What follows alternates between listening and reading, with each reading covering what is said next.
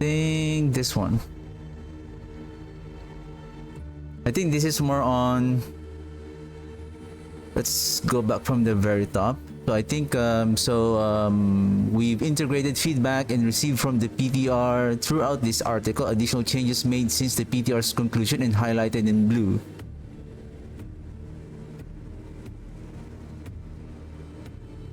So yeah, I believe they have already reduced the boss powers, which is good because they are so powerful on the PTR.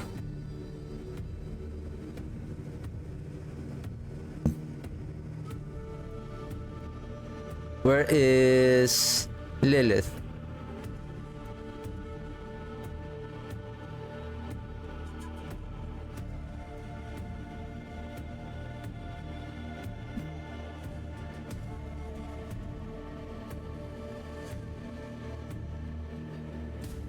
Avarice, Ashaba, Wandering Death. Oh, where's Lilith?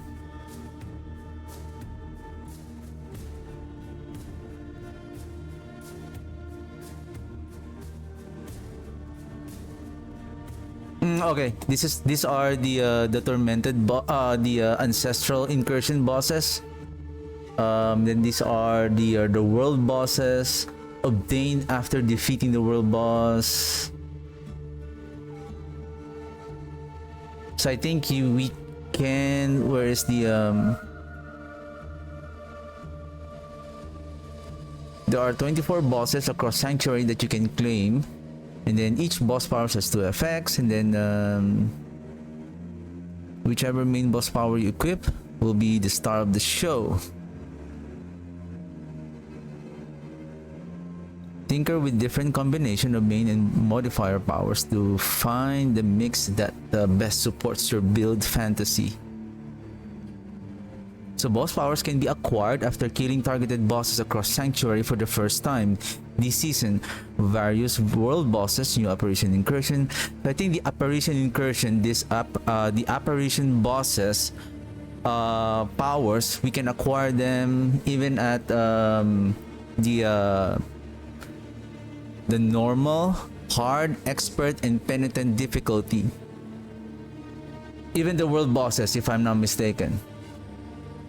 There is no torment requirement for torment 1 to 4 or higher. So now these are them, the Belial, Lilith. So that's why my plan is, if I'm strong enough to jump on torment 1 difficulty, my goal is to get this Lilith Wind of Hate right away. And then the Beastmaster, what else? The barrier, what's his name again? Blackmailers. This one. I don't know how much barrier it gives before. I believe it's more than it gives before. So Beastmaster is 17% bonus damage to our summons. Okay.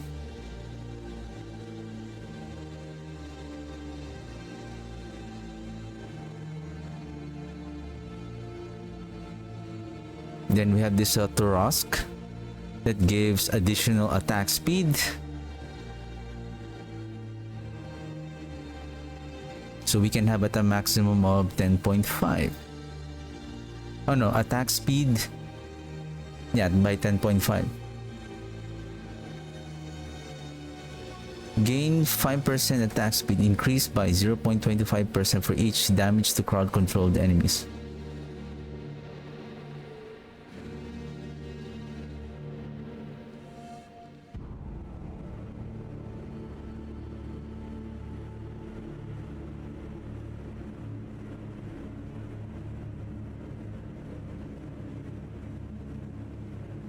Then Duriel's Burrow.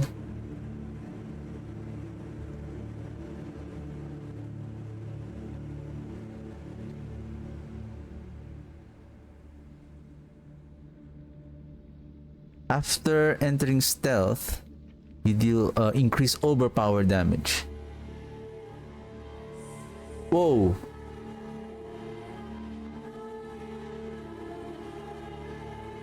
Activating your main boss power grants stealth.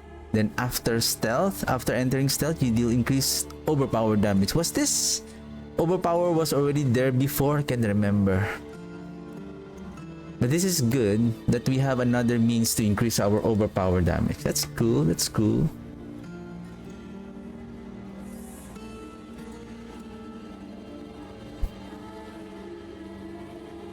Varshan. Every 1 second after attach a leeching beam to the closest enemy which deals 700% corrupting damage. Corrupting damage refers to shadow damage over time and restores 15% of your life. This is also good for the Blood Spear build. So you don't have to place in the Undying.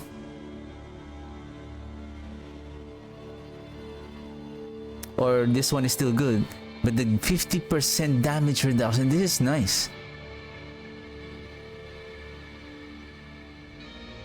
The overpower build and then the corrupt enemies for 438 damage. This is for the corruption damage, again for overpower and for Necromancer shadow builds. Shadow damage build. Gain 15% cooldown reduction. Killing an enemy with your main boss power reduces the ultimate cooldown by 0.2 seconds.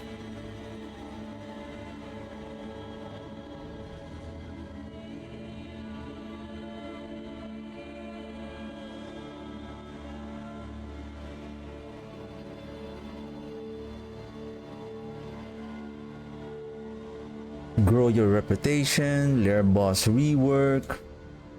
I think we are already familiar with the lair boss rework, right? Like you can teleport right away to the boss lair, and then you can challenge the boss right away. And then the lair keys are, the purpose of them now is to open the horde chest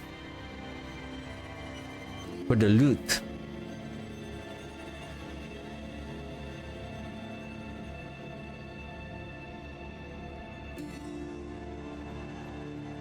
All initiate lair bosses have the chance to drop a Stygian stone, and which can be converted to any lair boss keys of your choice.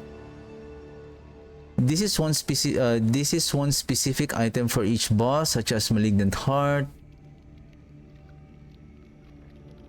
Okay. I thought that you can, so the Stygian stone, you can use them to convert into other lair boss keys. I thought that you can mix and match, like for example for Duriel, right, which is Malignant Heart and Grimoire. Can you convert this one to Shard? Do you need to farm Varshan and Grimoire in order to get the Shard of Agony?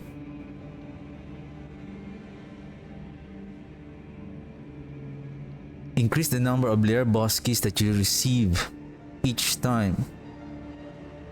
Helltide chest will drop more living steel. Nightmare dungeon for distilled fear. Blood maiden for the exquisite blood. Legion events for exquisite blood and world bosses. Random keys are more likely to be a key other than Malignant Heart.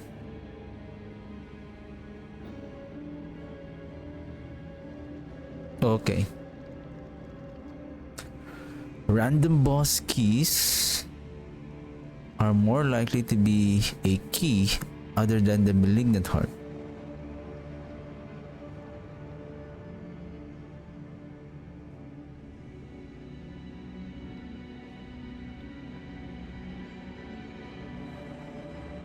I'm just kind of intrigued of this statement. Random boss keys are more likely to be a key other than the Malignant Heart.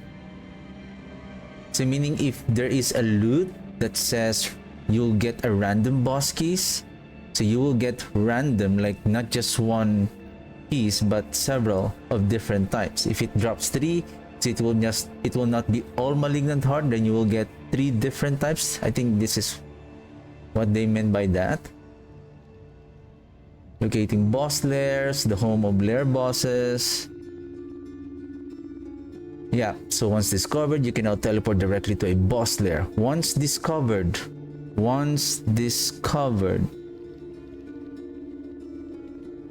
So every season you need to go to the lair boss first before you can teleport it right away. Usually, I think discover means that your on your map, the area is already discovered on the map. Then you see that icon right away, and then all you need to do is just right click on that dungeon icon, and then you will be teleported right away.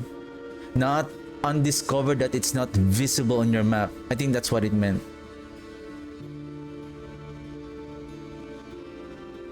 Give me a second, let me just update my stream title.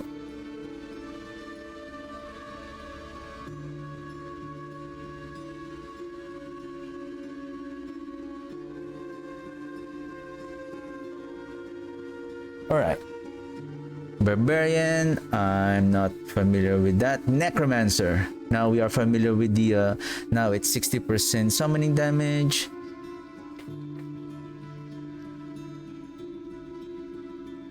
Ranks to Skeleton Warrior Mastery. This is interesting. On the developer update stream, I see this rank.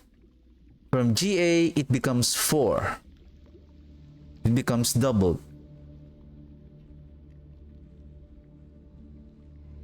Usually, if it's a GA, it gives an additional 50%.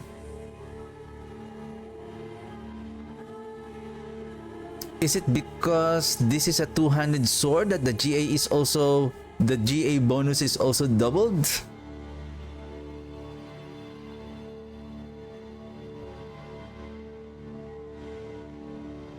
I don't think that we can incorporate the Sanguivore to our pure mage build, because I feel like the grandfather will be much more powerful. Because if we are going to utilize the Army of the Dead, then we need to add the Army of the Dead, the Unyielding Commander aspect, in order to really buff the minions. This could have been better if the aspect of the Unyielding Commander is now here. Like one of the unique power, it gains the aspect Unyielding Commander. And you don't need it, it will not allow you to use the aspect of the Unyielding Commander. Gain the aspect of the Unyielding Commander. But if you add the aspect Unyielding Commander, it will not add that multiplier, because it's already here, which is 200%, right? For the double value on the 200 weapon, it will become 200%. 200%? No, 220. 220. 110 for a single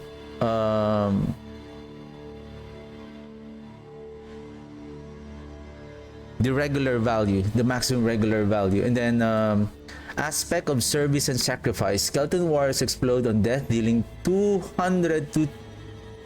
What? Is that the physical damage that they deal before? Was it only just a few? They lose 20% health per second while in combat. Skeleton mage reduce damage. Oh yeah, this is correct. I think this is correct. Then 50 to 100% increased damage. And then the reliquaries, I think this one was discussed. We are already familiar with this. What rewards come in reliquary this season? A bonus reward for each reliquary this season is a piece of a Fabled Guy's Deceiver armor set. Beliar's Return, then the weapon, beast, and then armor. Your animal companion deserves something nice for all the gold they fetch and miles traveled along Sanctuary. Mounts cosmetic, and a pet. Okay.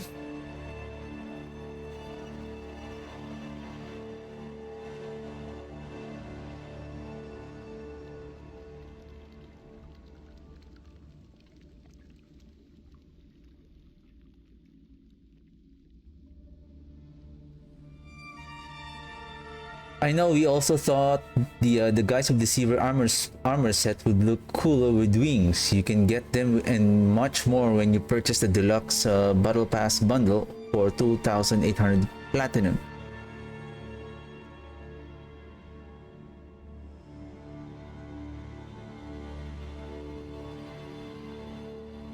This is a cool armor set. What happens to Battle Pass tokens I currently own?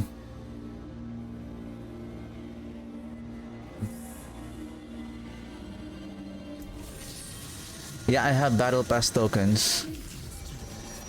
Behold the marvelous tales I have to offer. So right now I have 1,266. Okay, so what happens? Anyone who owns an unspent Battle Pass token will have it automatically exchanged on April 28th. Owners will receive the following items depending on the type of Battle Pass token they own: Premium Battle Pass token, Reliquary Battle Pass equals to Reliquary Premium Battle Pass token, Accelerated Battle Pass upgrade token, 1,800 platinum.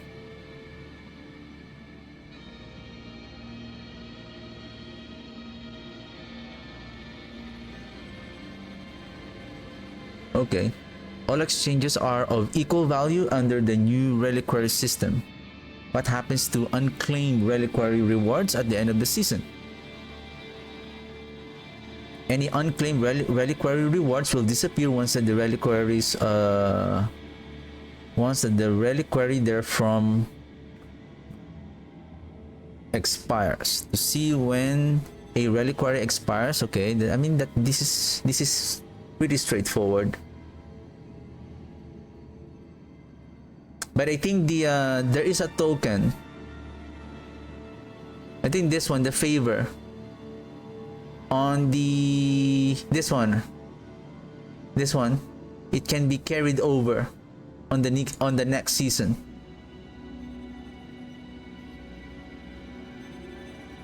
And then in-game and external shop changes. To prepare for this release of reliquaries, Vessel of Hatred bundles containing Battle Pass tokens will be unavailable for purchase in our game shop from April 25th to April 29th. Unlock rewards from the season journey. So from the season journey, we will have this pet cat. What's the name?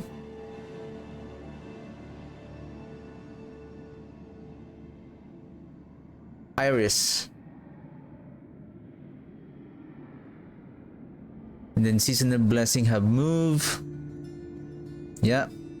So for the season blessings, we have Urn of Oaths, boost the amount of unveilings oath reputation reward.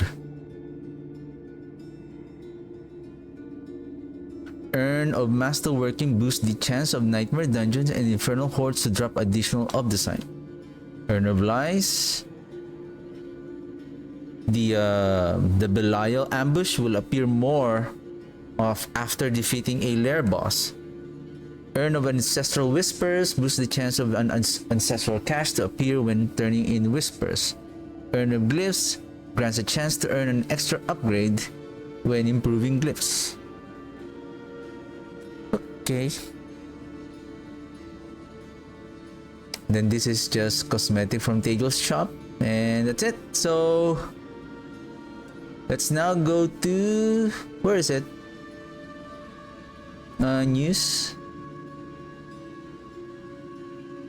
No, forums.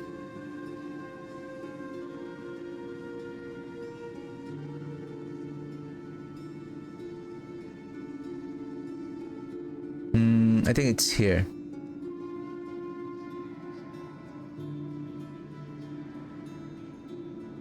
And here. All right, here we go. Here we go. What are the updates? All right, let's discuss the PTR. Oh, PTR. The 2.2, the latest 2.2 patch notes for Season 8. So this is the updated from the original patch notes during the PTR. So I would say this is now the final when we start the next season. So Sand Rune, they have increased it to by an additional 0.10 seconds. Overflow effect, instead of increased damage, increased duration. This is okay. I don't need the damage, especially when we are using the Nagu. So increasing the duration, so more frequent, more chances that in the case of the Army of the Dead, more chances for them. So give me a second. Nagu, Sand Rune. Is it Sand Rune has been reduced?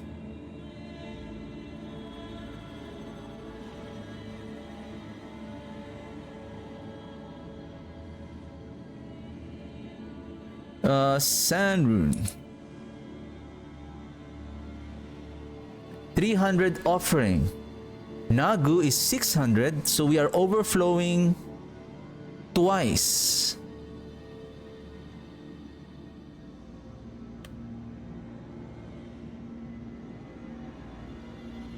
Give me a second here. The way I understand the overflow depends on the full offering. To get that 0.35 seconds is 300 offering. If you only overflow by say an additional 150, so meaning the additional increase of duration is based on the fraction of that 150 out of the 300 offering. So meaning it's half. So you will only add approximately 0.175 seconds to that 0.35. With the case of the Nagu, sorry, why did my voice squeak? In the case of the Nagu, we get 600 up if we have 6 summons every 5 seconds. This will overflow by another 300, meaning we are overflowing by another full ritual. So if I understand this correctly, therefore the duration that we are getting from the Nagu in proccing the Sand Rune, it will increase the total duration now of our overpower is now 0.7.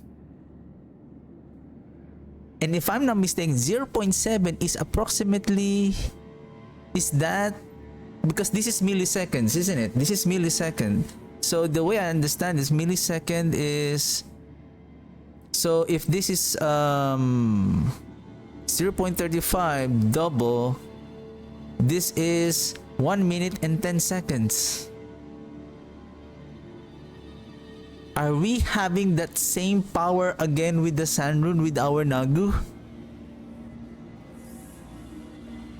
Oh, this is interesting. That is interesting. Maybe the Army of the Dead will still be, but then again the damage is still like, what is the point of investing now? Now this is the thing. Okay, where is the Army of the Dead?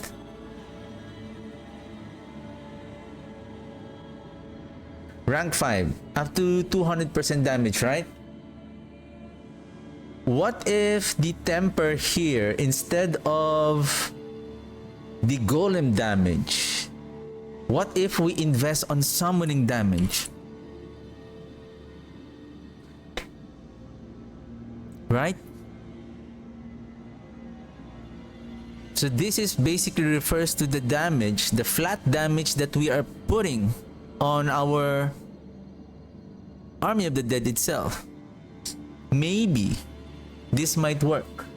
instead of now just heavily investing on the so if I'm not mistaken, so let's go back to my, oops, did I save this one? Endgame. So this is now my season 8. I have already pre-made updated my season 8 minion mages, so let's call it mages at arm.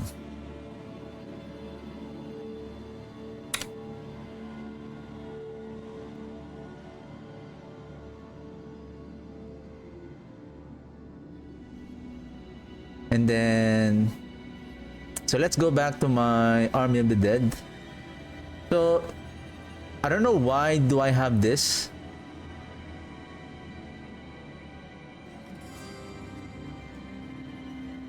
I don't know why do I have this. I think this was the effect of the mages that I made when I was playing the the one that has because I said there's some kind of a bug. Like somehow I cannot interchange with the different variants of the build.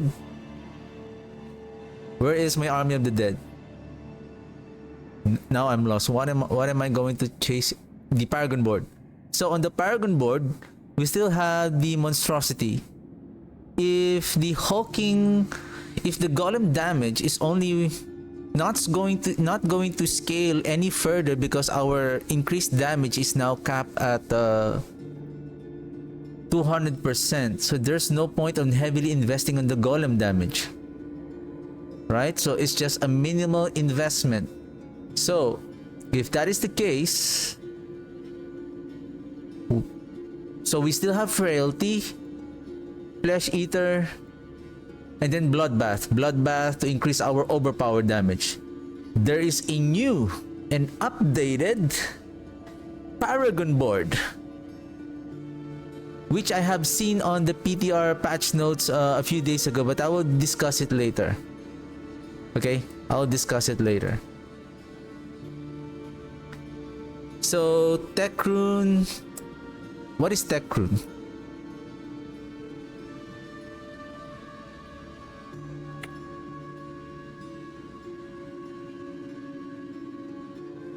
Invoke the Barbarian's Earthquake.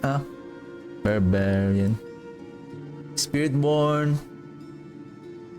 So Sand Rune, Tech Rune, Spiritborn, we're not doing that. So bug fixes, fix an issue where the description of Sunbirds falls dead.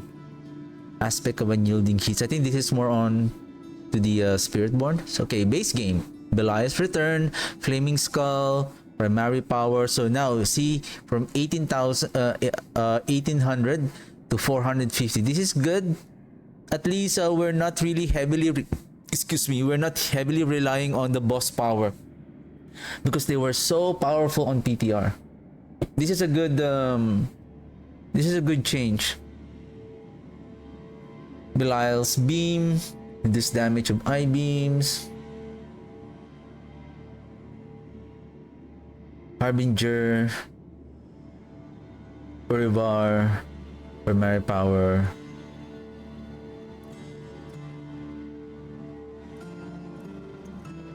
Duriel's Burrow, Primary Power, Modifier.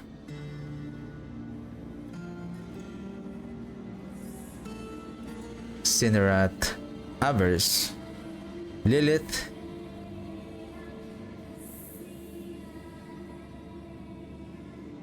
Primary Power increased from 250, so they nerfed it and then they adjust it a bit. Okay. If I understand that correctly, then only one blister can exist per elite and 2 per boss, because I believe we can spawn like 3 blisters, which is so helpful on killing the enemy's elite and boss more faster. Blisters can no longer become executed from abilities that cannot execute bosses. Blisters can no longer become executed from abilities that cannot execute bosses. Okay, like for example, you can kill the blisters if you have the Wat rune that kills the enemy on 10% life threshold.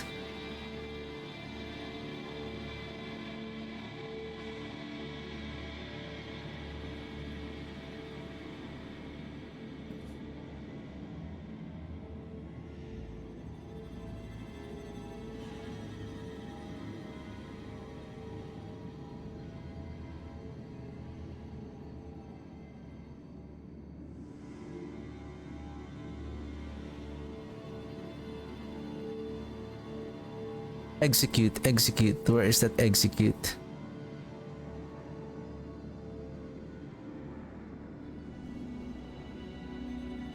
Oh, sorry, this one. Forward Decrepify.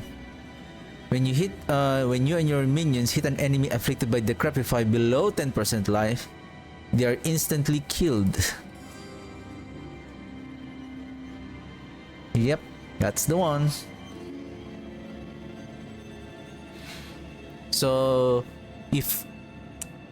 meaning generally speaking, the blisters cannot be executed, like from execution. Okay. Yeah, I think imagine if you can easily execute them, you already taking a portion of the health of your enemy, and then you execute them. Like it's going to be too powerful. Adjusted the beam to start closer to your character. Blackmailers, sabotage. Barrier amount reduced from 20 to 58 to 11 to 30. Okay. Still good amount though. 30%?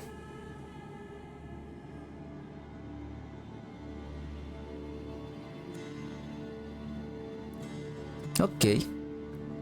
Alex Talons, channeling basic abilities. Can now proc this ability while channeling.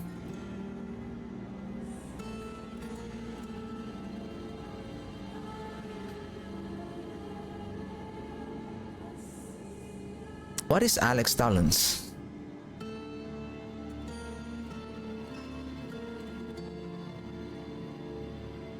Ah.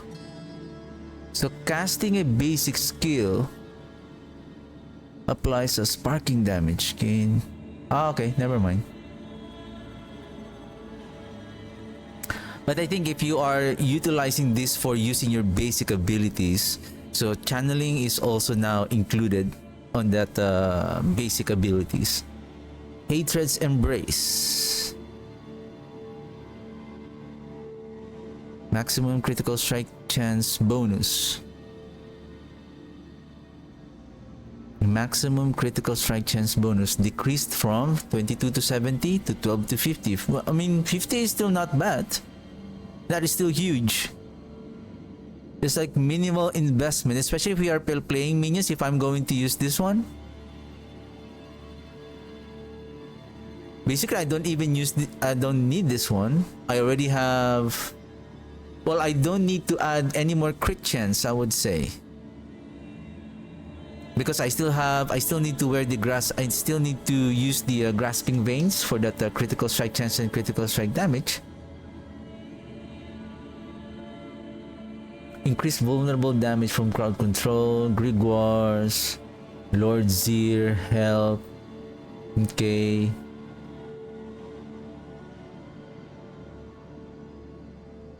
But how come Grimoires was reduced from 300 to 250? Give me a second. Does the is it too small?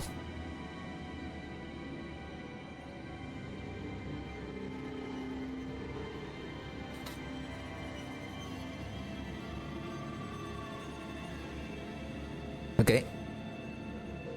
Version Lifesteal Beastmaster's Training. Summons no stuns 2 to 4 seconds instead of taunts. Barbarian skills. We're not again barbarian.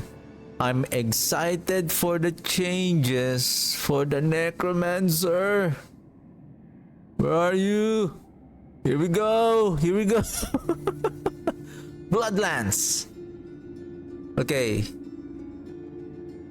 Now always spreads the lance effect to another enemy even when hitting a non-lance enemy. Now always spreads the lance effect to another enemy even when hitting a non-lance enemy.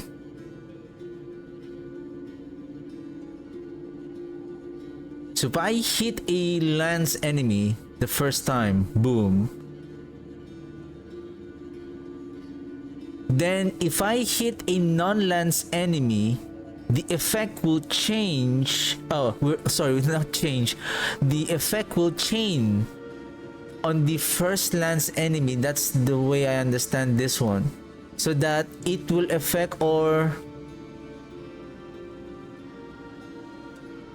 thus the effect will automatically spread to the non-lance enemy. Because for example, there is a skill for a there's an aspect for bloodlance that when you hit an enemy, so it says the hungry blood that increases your multiplier damage based on the lance enemy.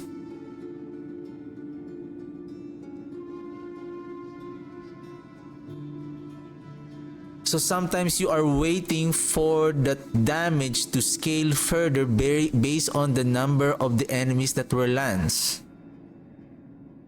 So now with this update, it will easily make our bloodlance to spread more easily. To be honest, this is one of, before Blood Surge, this is one of my favorite build that I usually play. It's just I stopped playing this because it struggles on AoE. And plus on the what you call that, the scaling the damage on the single target, especially during the introduction of the Crewer's Embrace on the Blood Surge. Blood Surge, somehow for me, it outperforms the Bloodlance with regards to efficiency, single target, AoE clearing. So Blood Wave was reduced to 450 to 500. 450 to 500.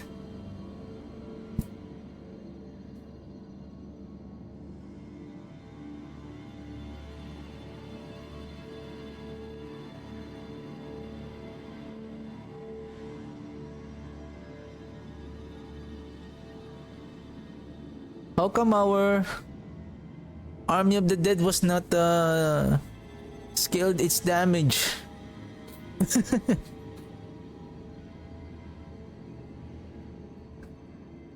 Damage increased from 300 to 350. Passives and effects.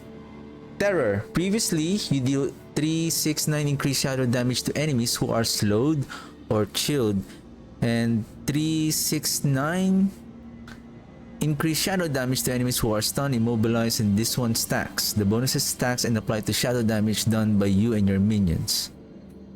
Now you deal in those increased shadow damage to crowd control enemies and increase shadow damage to elites and bosses.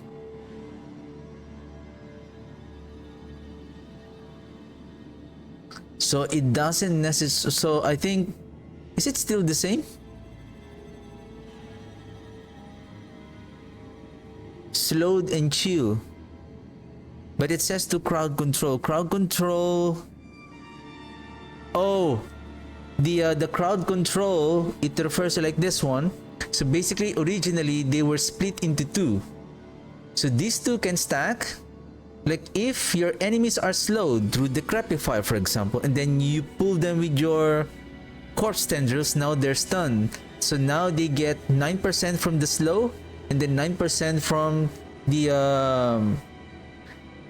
the stun. Now, crowd control, that includes slow and stun. So basically, it's still 9%.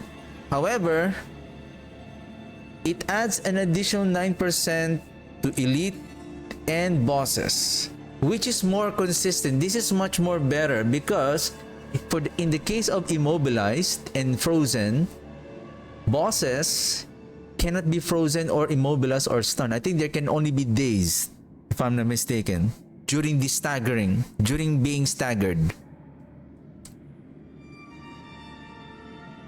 So meaning this is going to be more consistent, especially to the elites. And then during boss fights, the terror, we can still get the benefit of the 9% multiplier damage to the bosses from terror. Because this one doesn't apply to the boss. None of this. Now at least it has 9% additional because of this statement, which is good. This bonus still applies to shadow damage from your minions. Your minions benefit from all of your damage bonuses, so it was redundant to include that specification here. This okay, so they didn't, because they didn't mention. So this bonus still applies to shadow damage from your minion, meaning our shadow mages, or if we use the aphotic, was that the aphotic aspect that makes our minions to deal corrupting damage. However,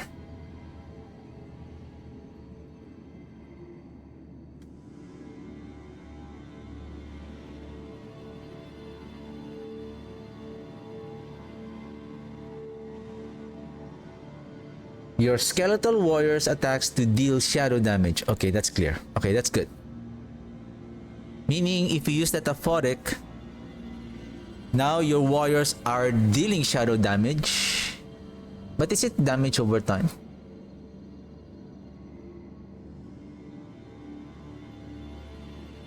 No, it's a shadow damage, not a corrupting damage. Therefore, it will still gain the increased damage. Your minions will benefit from all of your damage bonuses, so it was redundant to include that specification here. I think they don't need to mention that your minions, because once you increase your shadow damage, this is being inherited by the minions right away.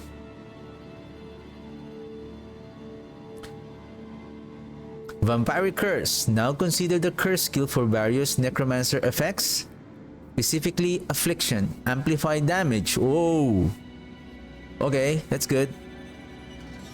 Meaning, if you're using Metamorphosis and then you dash on the enemies, now they gain the curse. Let's just say you forgot to decrepify them, then they are still cursed. But basically, we are always using Decrepify, and yeah, we're always using Decrepify. So basically, it doesn't matter. Unless there is something that they're working on about the Vampiric Curse. Or does the Vampiric Curse, the reason why they rework this so that they can what you call this? You have a various different curses for that key passive Affliction. Damage from the Unleashed Souls is now considered. Damage from the Unleashed Souls is now considered a summoning skill. Uh-oh. Oh. Give me a second.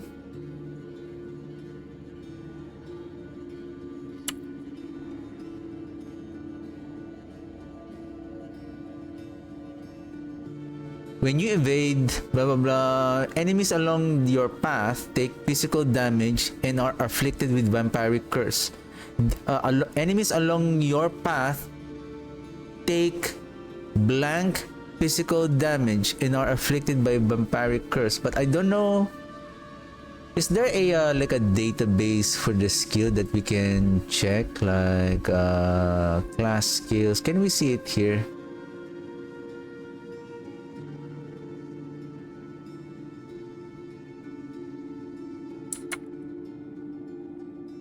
It doesn't show.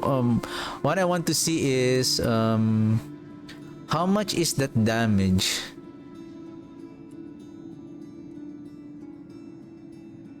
Physical damage.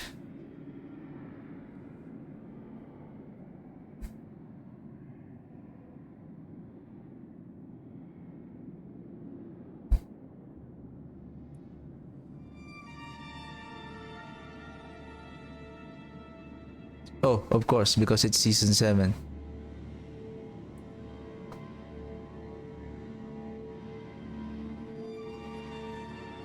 Army of the Dead can now unleash the soul from Vampiric Curse. So I don't know how much is the damage of that Vampiric Curse, that it is now considered as a summoning skill. Therefore, that the Vampiric Curse damage will scale on our summoning damage. Therefore, that's why I'm saying a while ago, instead of investing on the golem damage here now, then it's better to invest on the summoning skill, because summoning skill now affects the vampiric curse, and this is now purely the Army of the Dead skill. Okay. Paragon board. Flesh Eater. Legendary node. Here we go. Corpses consumed during the bonus duration will now count towards refreshing the bonus. Finally, this is the one I'm talking about. That the Flesh Eater, those that are, even though with the only one that has a very good consistent on proccing the Flesh Eater is the Blood Spear and the Blood Surge. The other skill, you need to really keep pressing the buttons, and then you have to pay attention that you have already max get the 5 stacks in order to get the buff. And sometimes you don't see the tooltip if the Flesh Eater is still active or not, or did you reach the 5 stacks right away. This is nice. So meaning, during the bonus duration, I think the counter is still, I think we will still see that count. We will still see that count. And then after the duration ends, if you have that count, then it will just automatically, oh, you have 5 stacks, then it will stack again. It will continue another round of duration. Or, give me a second, will now count towards refreshing the bonus. Corpse consumed during the bonus duration will now count towards refreshing the bonus. So, I think my statement a while ago was wrong. I think now the Flesh Eater is now working the same as the Blood Begets Blood buff. That after consuming another corpse, instead of stacking the required stack, it will just continue on refreshing the bonus.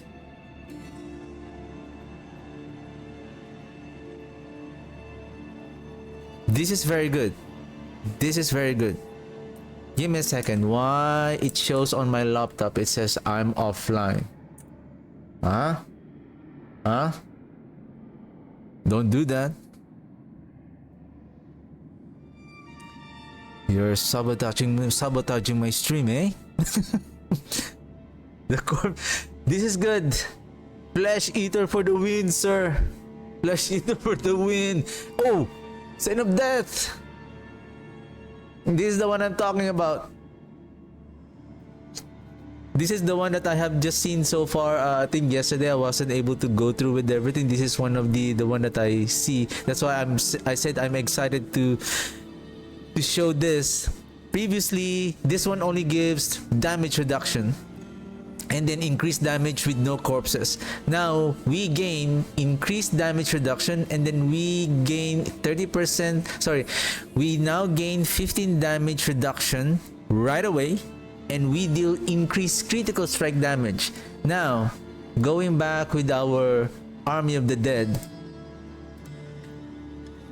we can now remove the monstrosity and replace this with the Scent of Death. At least we now have a good Paragon board that we can take advantage of to scale the damage of the Army of the Dead just in case. Ooh, this is amazing.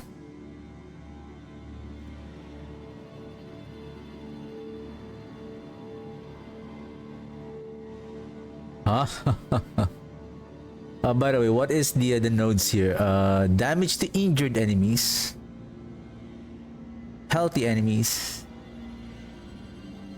armor, resistances, damage reduction,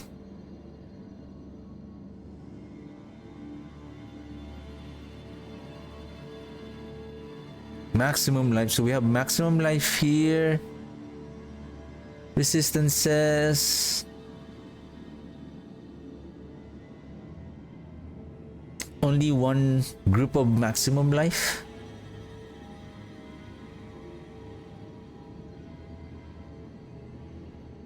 So basically,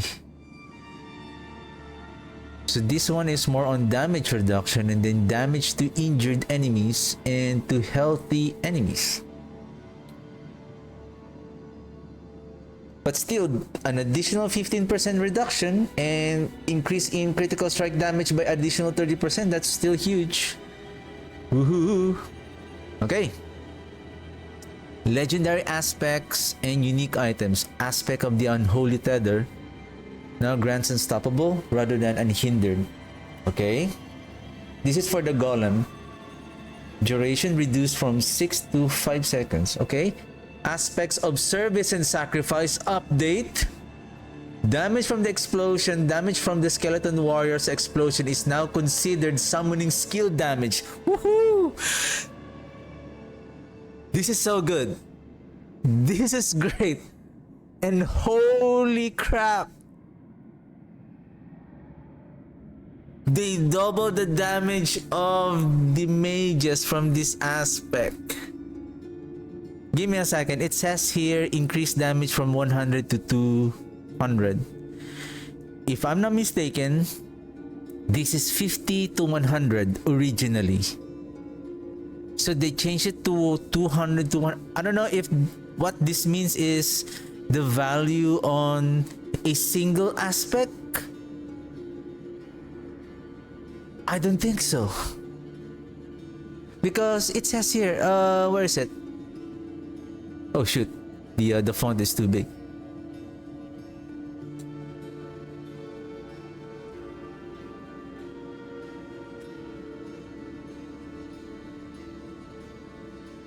Lair boss, new legendary druid. See this one? 50 to 100. This one, I remember this clearly during the PTR that this is 50 to 100. This aspect is basically, it doesn't say that this is for the value of the two-handed weapon. This is the value of the aspect. If you place it on the two-handed weapon, then the value will become double. If you place it on the amulet, then it will gain an additional 50%. Now, here, it is now 200 to 300. So, if I place it to two-handed weapon or even at the amulet, this will become 450% maximum at high roll of weapon damage. 3 times more powerful than the PTR.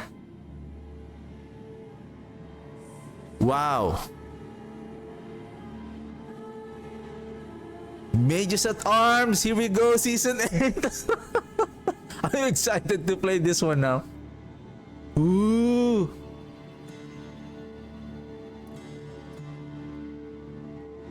This is so cool. This is so cool. Then the Sanguivore Blade of Zir. I'm so happy with the update. I really appreciate their update on this one. I really appreciate this. It's because basically on the last, before I played last epoch, I played and I made a build, even though they are still not that as powerful on this current season. Alright, so at least I was able to figure out what are the best things that we need to do, like the Ring of Menden. At least now I'm ready to play the Mages at Arms build using this new aspect. Nice. Nice. Nice. Okay, Sanguivore Blade of Zir. So inherent affects change from mage and golem to summoning damage. This is good. This is the one I'm talking about. At least they changed it to summoning damage. Because you know what's the reason for this? It's because since the increased damage of the Army of the Dead is now capped at 200%, what's the purpose of this mages and golem damage, right? Because you're not investing on those 2 minions anymore. That's why I think investing on placing the summoning skill on the tempering affix, on the offense affix, summoning skill is now viable. because previously it's not, I think it's not being used a lot. It's like if you play golem, then just do golem, or if you do the mages at arm, then you invest on critical strike damage, right? This is amazing.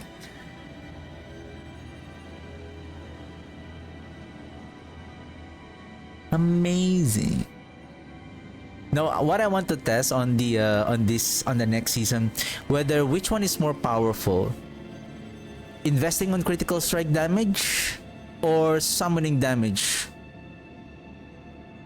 Because in the case of critical strike damage, you have those scalers, right? Unless we're going to use where is the basically this is just increase your weapon damage. Damage increase from 200 to 300% weapon damage. Was it say weapon damage before?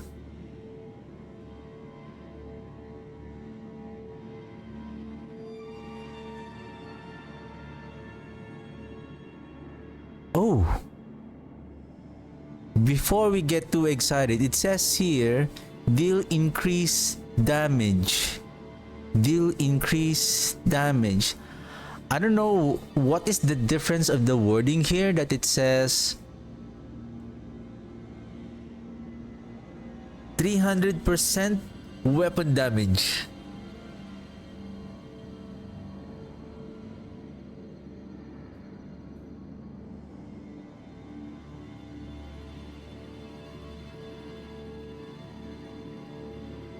Are they two different? Because when you say increase damage, you are increasing your damage. That refers to the weapon.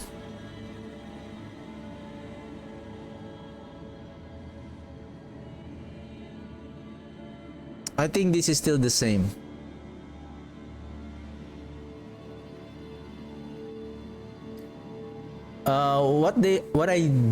What I hope that they have changed on this one, maybe they could have added 2 more mages, you know.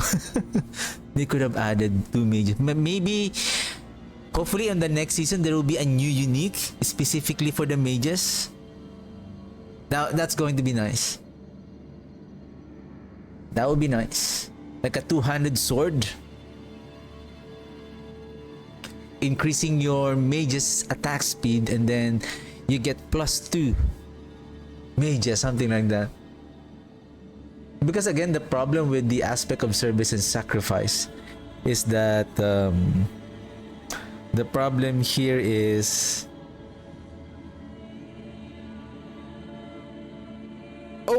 give me a second. Give me a second. Give me a second.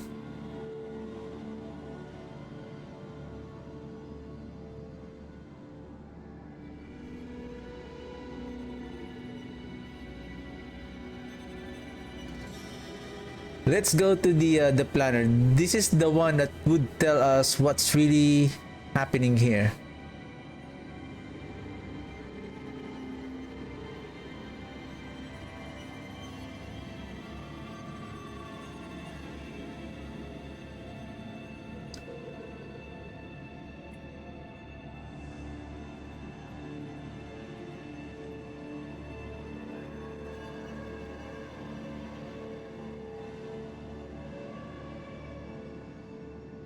It's still the same.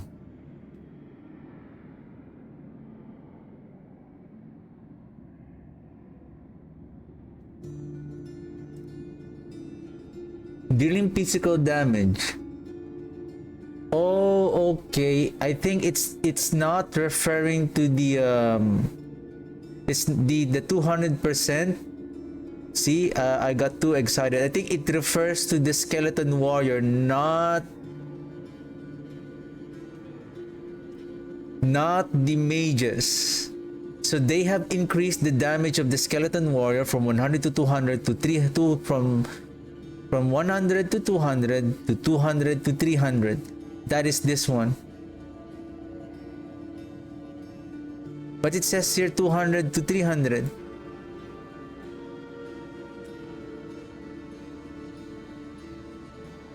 increase.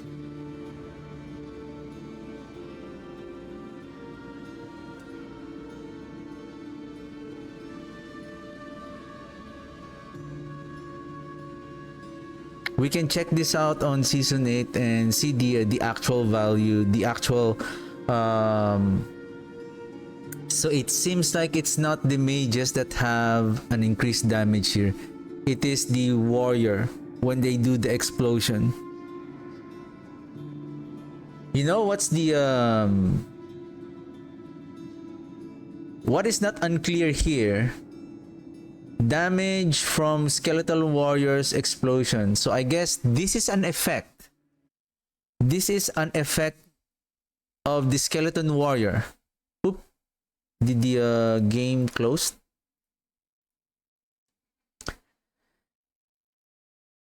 The skeleton warrior's explosion is not a skill. It is not an attack. The question here is, does the skeleton warrior's explosion is considered as an attack? This can be tested if on the training grounds, if when they do the explosion on the 6th explosion, no, it's not. No, it's not going to proc the Ring of Menden because the warriors are dying. So it will not proc because the warriors that got summoned, it needs to attack 6 times in order to do the Ring of Menden explosion. So if that particular minion already died, then the explosion is not going to be counted on the summoning skill. It's like it keeps on refreshing on the new minion, the new warrior. It will always be 1. Then it dies. Then it summons a new one. Then it does the explosion. It's still counted as 1 for that new warrior that were summoned. So I guess I got overexcited. I think this one is not for the mages.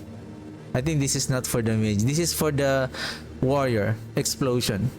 But at least it is now considered as a summoning skill, so that the explosion will now scale with our summoning damage, which is good. Which is good. Still good. And then, yeah. So Vampiric Curse can now be unleashed. So bonus per soul. Damage bonus per soul increased from 5 to 10 to 15 to 25. Then intelligence is now scaled. Vampiric Curse can now be unleashed only. Vampiric Curse souls can now be unleashed only with Army of the Dead rather than the defensive. This is the metamorphosis, isn't it?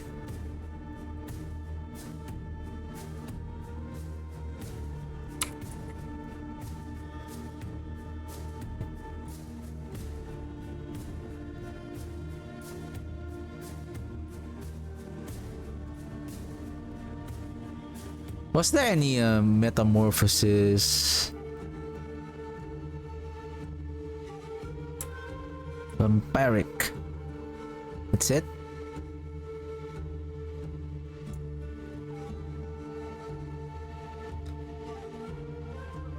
Chance for your skills to inflict Vampiric Curse. Vampiric Curse stores souls, dealing 20 to 60% increase damage.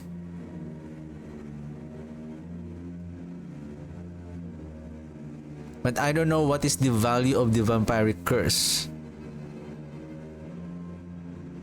Give me a second. Since we are in the game, give me a second. Gaming.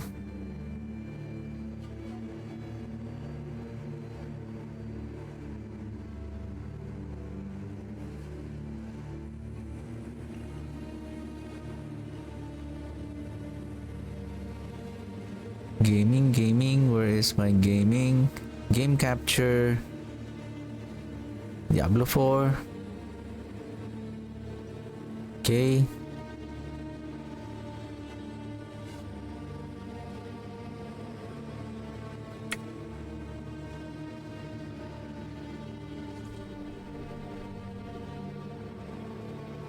Let's check out that vampiric curse.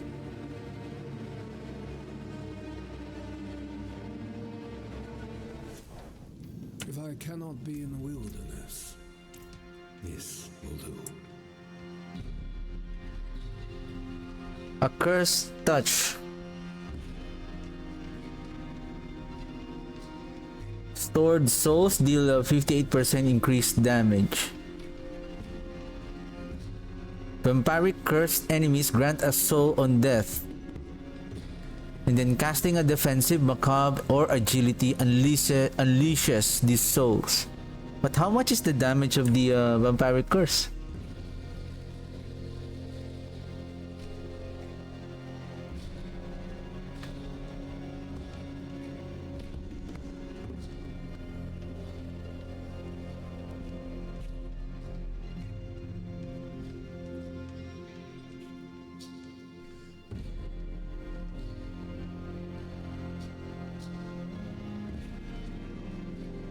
It doesn't say what is the value of that vampiric curse.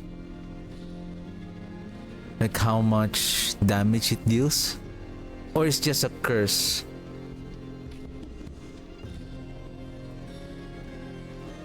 But it says stored souls deal 58% increase damage. It didn't say increased damage to what? To our weapon damage, or does it have its own flat damage and then it increases by using the accursed touch?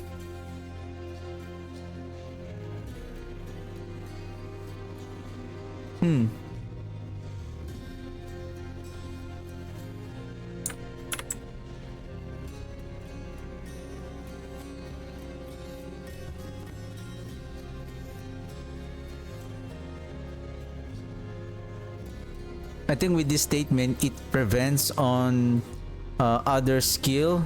Basically the macabre, or the macabre skill to proc the vampiric curse. It will be only the army of the dead when equipping this unique two-handed sword. Okay. Sorry about the sacrifice and service. I was over. I thought it was. I think it's not for the mages. I thought it was for the mages. I think it refers to the damage. Because it didn't say that this is for the skeleton warriors. It just says your damage increase. But when I see this weapon damage, that's why I was kind of intrigued. What is this weapon damage refers to? It seems like this is the explosion of the warriors. But then again, if we go back here, dealing 200 to 300 physical damage, there's no weapon damage increase here.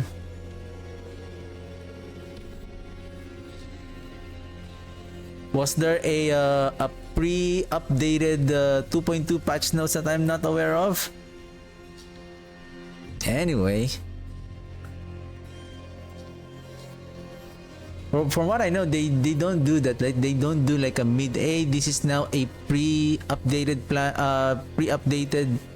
patch notes, and then they're gonna officially release a new one.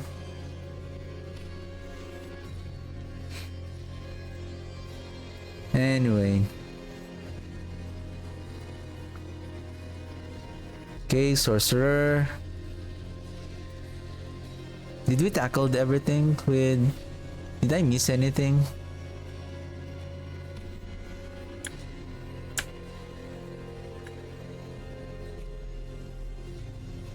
Okay.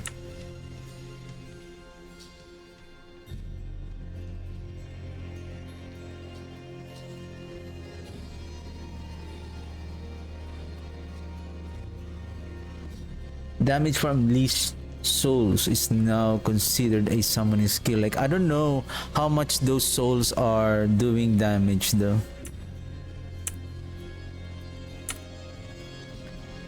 Anyway.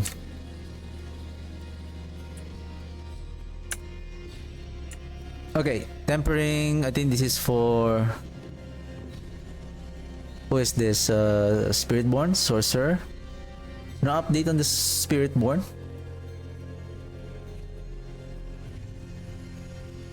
Okay. New tempering recipes. To all classes: elemental finesse, day, fire, physical and lightning, elemental night, cold, poison, shadow.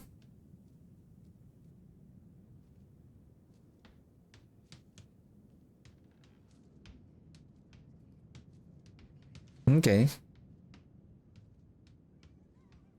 Belial, Lord of Lies after PTR feedback, the final form of Belial, meaner and more challenging, more health and damage increase, also gain some new tricks, okay, such as a second slam attack during the first phase of the encounter. Miscellaneous, the experience reward reduction between levels 1 to 5 has been lessened to create a smaller difference between this season and last season. Magic seasonal powers now cost 40% less spectral ash, and rare seasonal powers now cost 20% less spectral ash to rank up. This is nice. This is nice. We've adjusted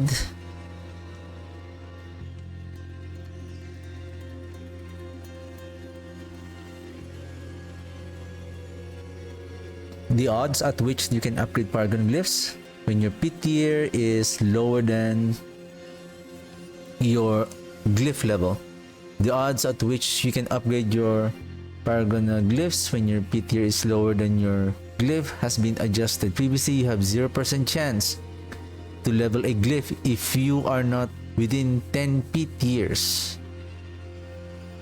Now you have a 1% chance to level a glyph if you are within 50 tiers, doubling every 10 pit tiers.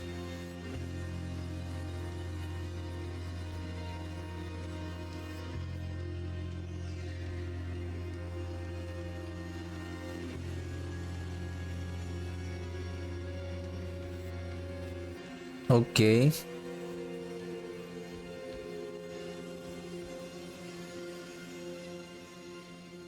At least we can now upgrade our glyphs, even though that, because right now the pit is now more difficult, so you don't have to worry about, oh, if my build is only can clear, like say 70, you can still level up your glyphs up to 80, up to 100. Say if you can only clear 70, you have 30 levels difference. Say you are now at level 95, so that is 25 levels difference.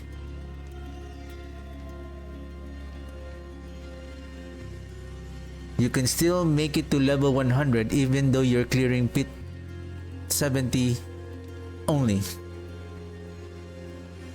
And now the monster health increased per pit tier has been lessened to create a smaller difference between this season and last season. Okay, that's good. Bug fixes. Fix an issue where defeating their boss could reward reputation. Fix an issue where wandering death.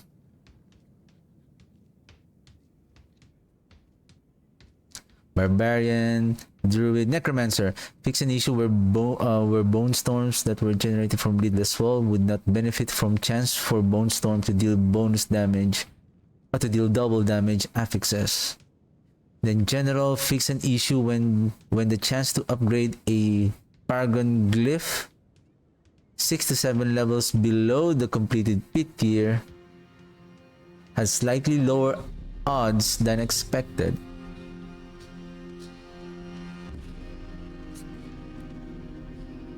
Fix an issue where certain projectile attacks from drowned enemies didn't damage the player. Fix an issue where couldn't be teleporting for a horse from inside the dungeon.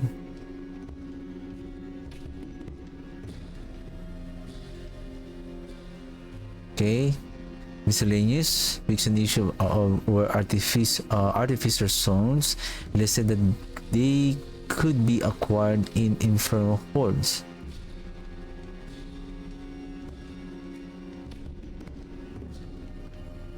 Various visual UI stability and performance improvements. Vessel of Hatred game updates, new items for Spiritborn. I don't play Spiritborn more often. Basically, I didn't play Spiritborn. I'm really focused on just the Necromancer. Rushing Claw. Did I miss anything here? So basically this is just for Spiritborn. Spiritborn. Rune words. Stand rune. Previously, your next skill critically overpowers. Overflow. Your next attack will cause your hits to be guaranteed critical strike and overpower for 0.35 seconds. Overflow increased duration. Offering required reduced from 700 to 300. This is nice. I think the one who can take advantage of this is, for all I know, the Nagu rune that can generate 600 offering in one single offering. Previews your next non-basic skill spends all of your primary resource to deal up to 100% increased damage based on your percentage of resource spent. Now, casting a skill other than the basic or defensive spends all of your primary resource to increase the damage up to 100 per second. Then Vex, 1 to all skills for 10 seconds, and then more ranks up to 3, offering cost reduced from 150 to 100. Loom Rune, gain max resource.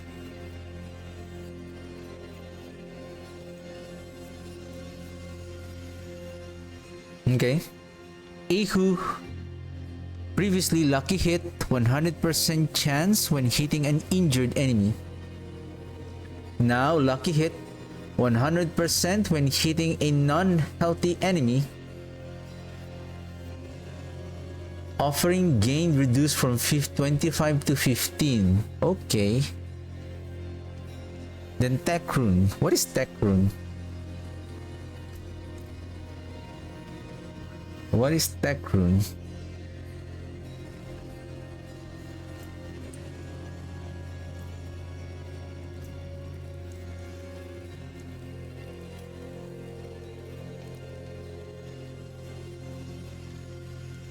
Oh, the Barbarian Earthquake.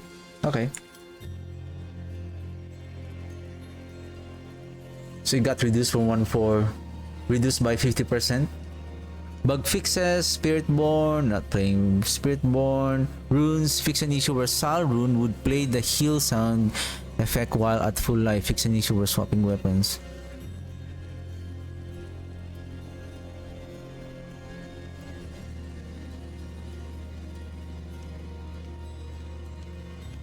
Fix an issue where the Sand Rune could be activated in the middle of the Spiritborn's roar. Okay.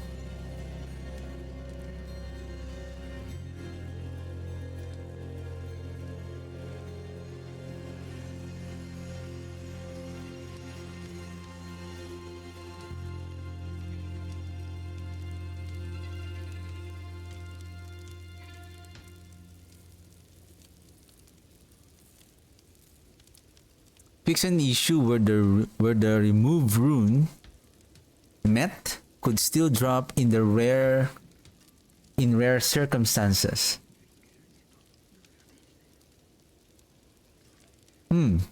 What is that met rune?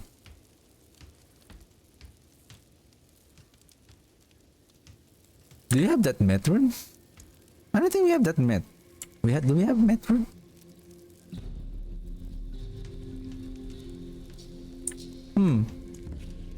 Maybe it was not intent. This is not. We don't have a met rune, but somehow fix an issue where the remove rune met could still drop in rare circumstances. Yeah, I think it refers to a met named rune that still drops in some occasion. Wherein that met rune doesn't. I would say, like, I searched the runes that I have. This one, the met rune doesn't exist. Anyway, miscellaneous, cross Undercity. Fix an issue where the Cure did not both knock down and stun enemies with his Valiance ability. Okay.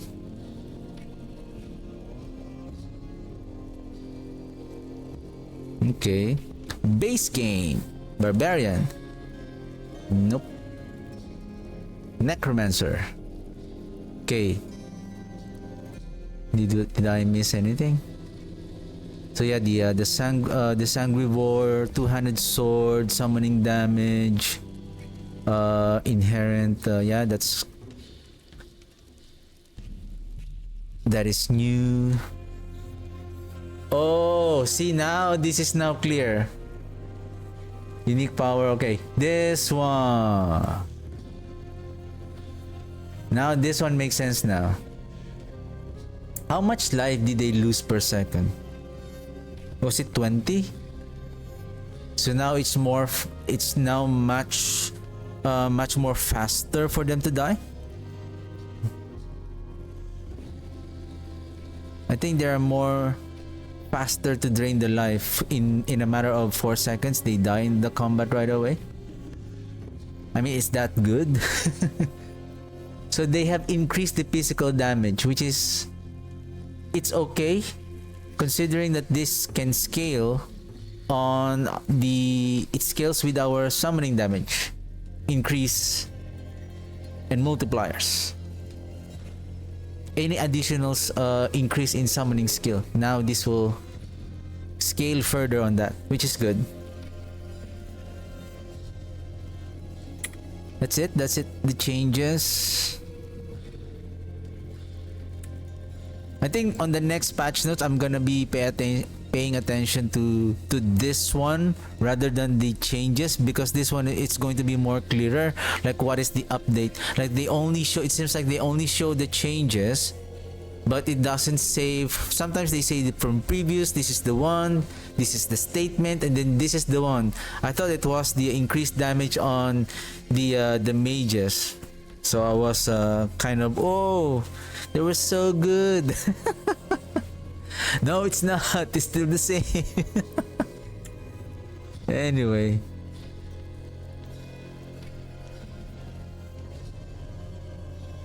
Okay, so balance update. So general unique items and legendary aspects of Feast of Fate has been replaced with lucky hit chance to make enemies vulnerable. Azurat, lucky hit chance to deal cold damage affects. Previously, chance to freeze enemies. Now cast with this weapon, apply vulnerable for 3 seconds and chill enemies for 10 to 30%. We're not doing chill, only for the shadow damage, but we don't have really that good for the chill.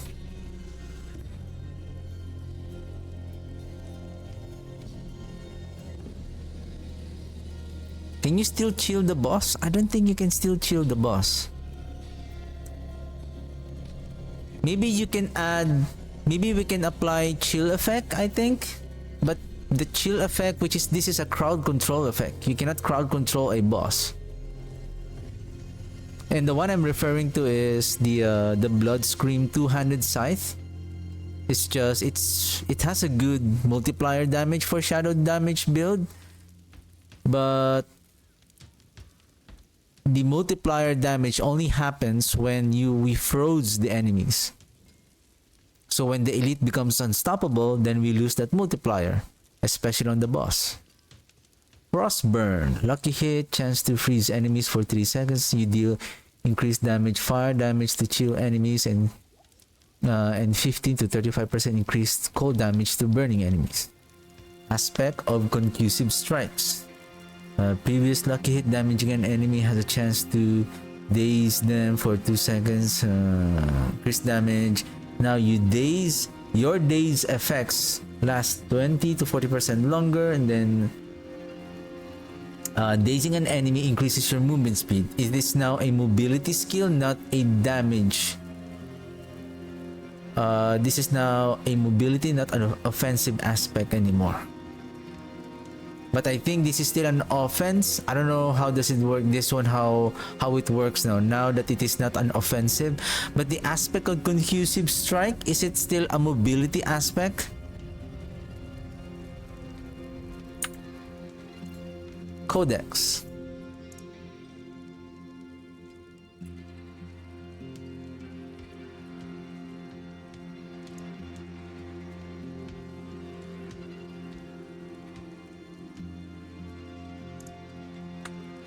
Why I cannot find it?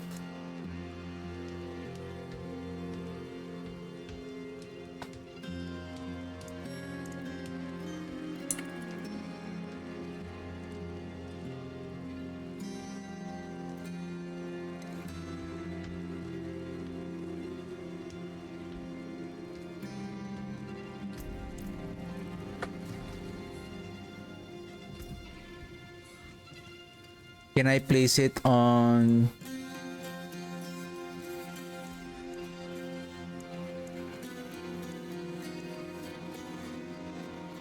utility. It's a utility, which can be placed on any of the armor gear, including the boots. It's a utility, not a mobility skill. Okay. Paragon board. This is now... Oof. This is an oof. Legendary max bonus reduced from 20 to 12. Why again? Why?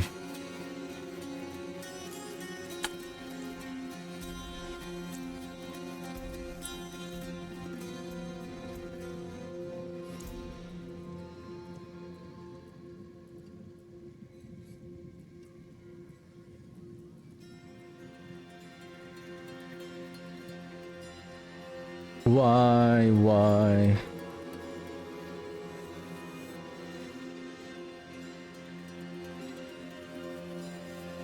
It says here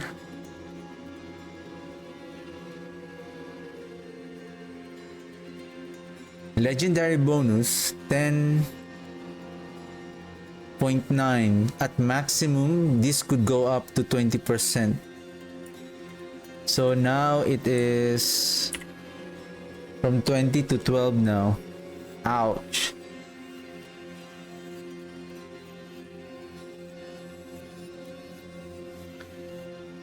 Worldly fortune tempering recipe, lucky hit, chance to apply a crowd control affixes.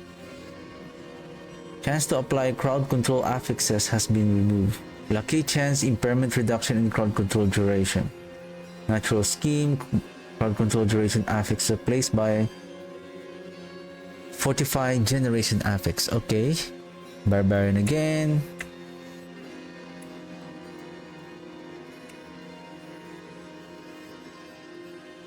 What is this section?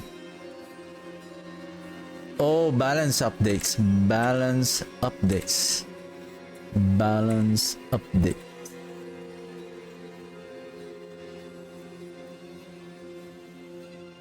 Druid.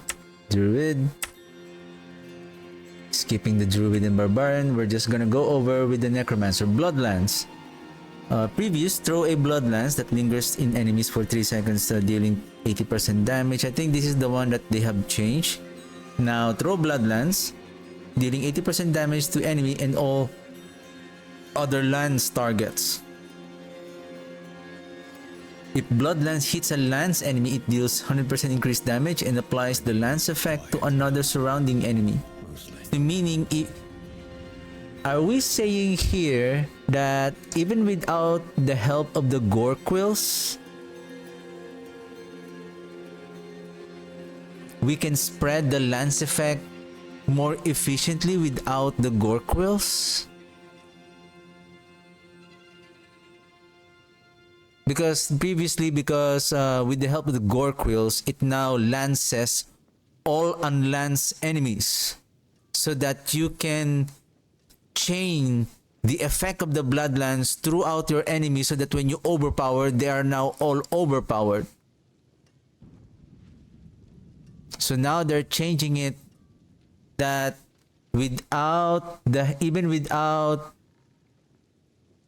so meaning all unlance enemy can now be affected by the lance effect. So meaning the spread of the lance effect can be more faster and efficient. So that when the blood lance deal that overpowered damage, then it will hit a lot of enemy more faster and more enemies, which is good. Iron Maiden now has a lucky hit chance of 5% and its damage can critically strike. Is this Iron Maiden for the purpose of doing the affliction? For the key passive affliction? I haven't tried this build though. Like just doing the cursing. Blood Wave rank 5 bonus cap at 200% increased damage, and then Supreme Blood Wave. Blood Orbs reduced from 6 to 3. So it went back to its original state. Bone Storm caps at 200%, same thing with the Arm of the Dead. Passives. Kalan's Edict.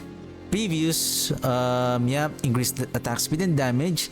Now, our minions' attack speed and damage still the same, but when our minions die, our minions are enraged with an additional 20% increased damage.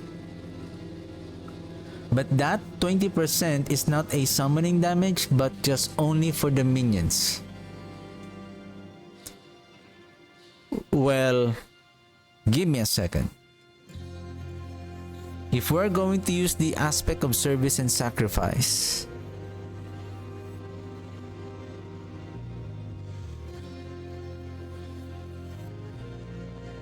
the second statement of multiplier damage is not going to apply on the summoning skill, because it says here when one of your minions die, your minions enrage, dealing 20% increased damage only on the minions, specifically for the mages. Sorry, not specifically, but especially for the mages when we are using the aspect of service and sacrifice.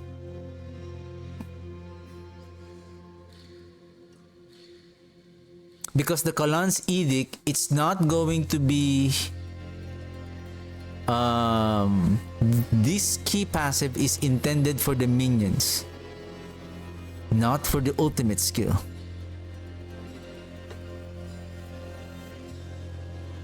You can combine this if the state of the Army of the Dead was the same as this current season, that the rank 5 increased damage is not capped at 200%.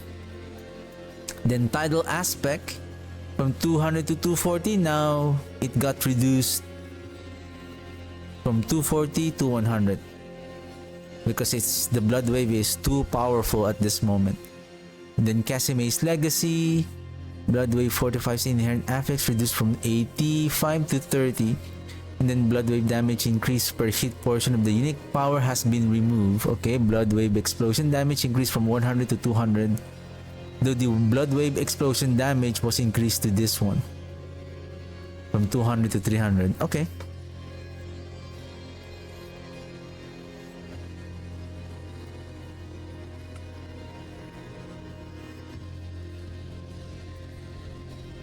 Okay, miscellaneous.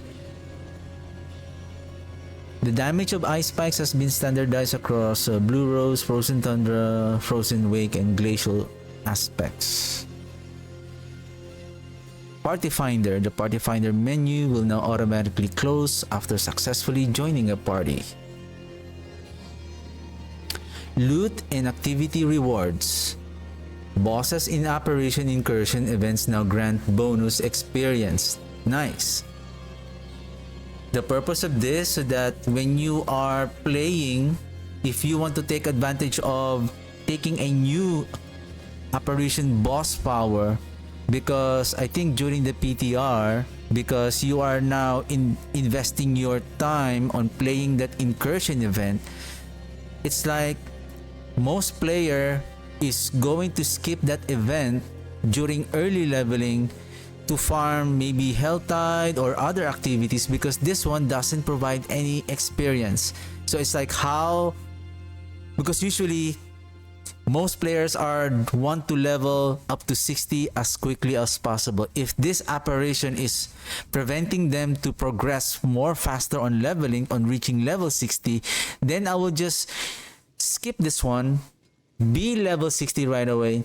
Then I'll just do this apparition incursion event, maybe on Torment 1, after I have,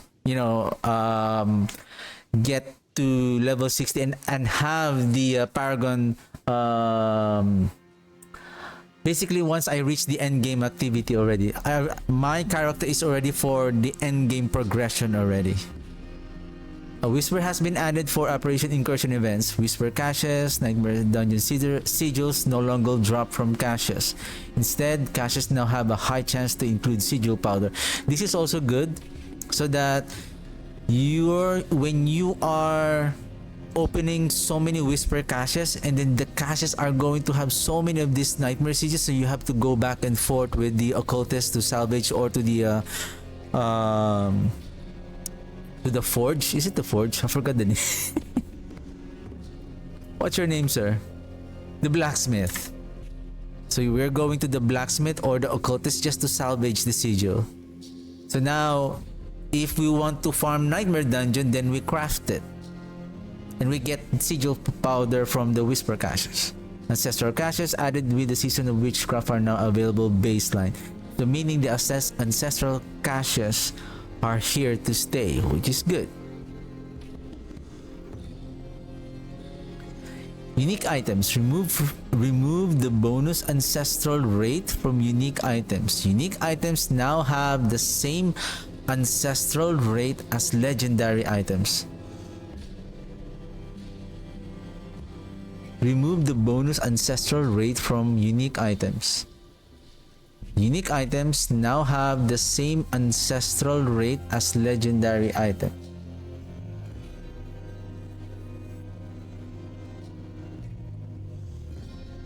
So meaning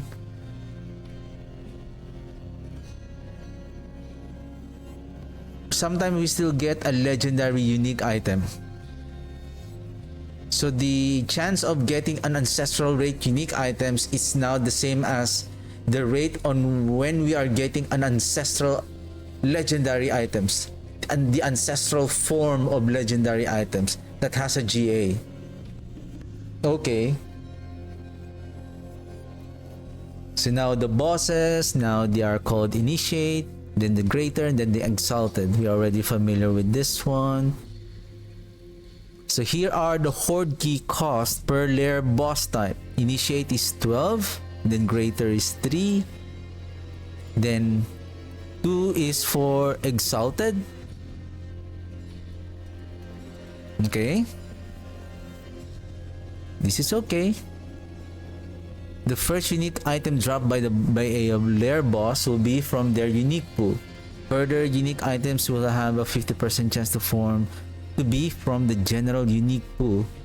In Torment difficulty 3, an additional guaranteed unique drop from the item pool will drop. Okay, this is good. When playing in a party, their bosses have a 33% chance per additional party member to drop an extra unique item from their unique pool. So it's 33% chance per additional party. If I have 4, then I have 99% chance for the boss to drop a unique pool. Drop of unique. Okay, their bosses now drop 7 unique items on Torment 4 instead of 6.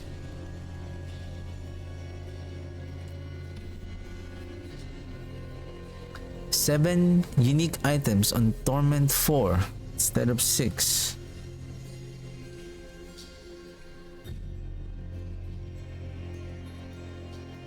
It says here in Torment difficulty 3, in Torment 3,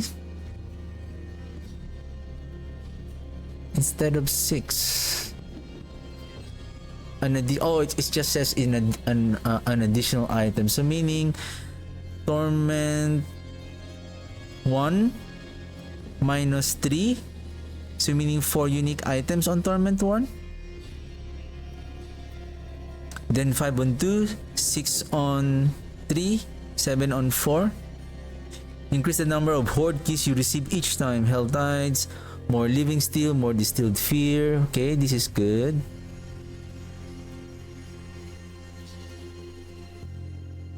Then rewards from the purveyor of curiosities in torment difficulties have significantly increased in quality. There are now increased chances to acquire legendary, unique, and ancestral items. Finally, this season we're focusing on lair bosses and their role in the player journey. Unique items find themselves pulled in two directions. On one side, they are must-find, build-enabling pieces of gear with one-of-a-kind powers.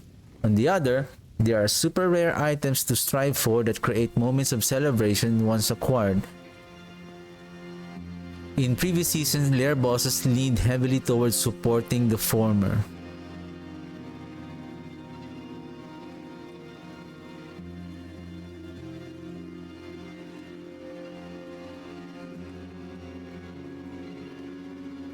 Okay. The way I understand here is like when you're farming bosses, you now have basically, I think it's more on like if I want to build a for example for the mages, then I need the blood moon breaches, then I need to go either on Daryl or Duriel. Now if I want to go with the mythic items, then I don't know if you can still exchange. Oh, you can still farm the lair bosses or the greater lair bosses. If you have the chance for that an ambush from Belial, then you will have a chance to get that Belial's husk in order to farm Belial for more chances of getting those mythic items. In previous season, lair bosses leaned heavily towards supporting the former.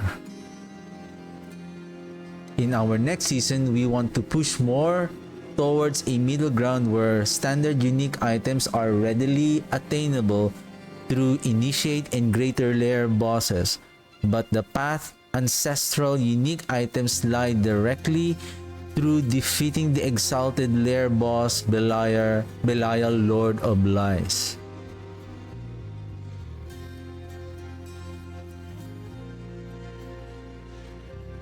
Okay.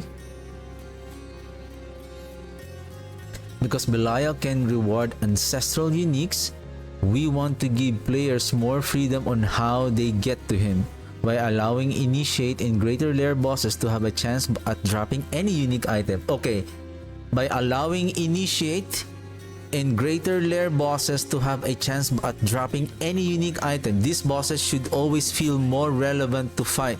So meaning, our goal now is the reason why we're going to Belial, whether you farm, if I'm not mistaken, whether you farm initiate or the greater bosses, I think you can get the blood moon breaches even from the initiate lair bosses, which is Grigor, Bisonice, Varshan, Zir, and then Urivar. Now, if you want a better unique items that has maybe 2 or better ancestral with better GA, better unique power value, now you need to farm Belial.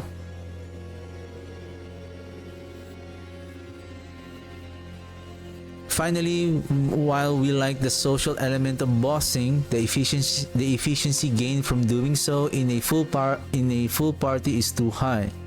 Adjusting the summoning flow aims to make the experience more equitable regardless of party size, while retaining a small bonus for social play. Common quality items will no longer drop from beyond level 6. Will no longer drop beyond level 6. Okay, magic quality items will be the most prevalent until around level 25, when rare and beyond items starts to take precedent. So at level 1 to 25, we're only getting magic, and then rare will be at level 25, or there's still a chance for a rare on, because from what I understand, magic items now appear with 1 to 2 affixes. Now they have 2 affixes, with 2 affixes becoming standard as player level increases. Rare items will now have 3 affixes. So when you now imprint a rare item, then it becomes a legendary now.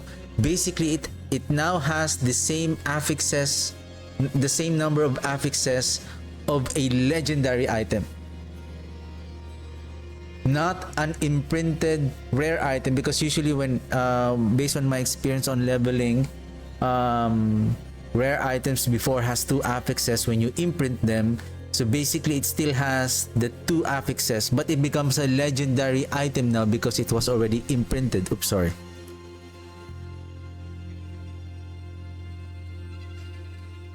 With 3 affixes becoming more common as your level increases. So now from 2 to 3, then it becomes flat 3 always as you progress on your level. Legendary item changes. Legendary item drop rates has been reduced during leveling. We've increasing the power of magic and rare items during leveling while reducing the legendary item drop rates to address feedback about legendaries too quickly become the only item rarity you care about. Or with this one, if you know the build that you're playing, you can already get and imprint usually the offensive aspect when you clear the dungeon for the first time. Like in our case, for the minions, you can take advantage of the increase from the dam aspect, increasing your shadow damage, including our minions from that what's the name of that dungeon again? Ulder's Cave, and then the Alderwood for the reanimation. Or you can also get the Faceless Shrine for the unyielding commander's aspect. And then for Blood Surge, there is I think Hoarfrost for that Blood Surge to echo twice. And then there's also Blood Begets Blood. There's also Hungry Blood. And then what else? For shadow damage, you have the Damned. So yeah.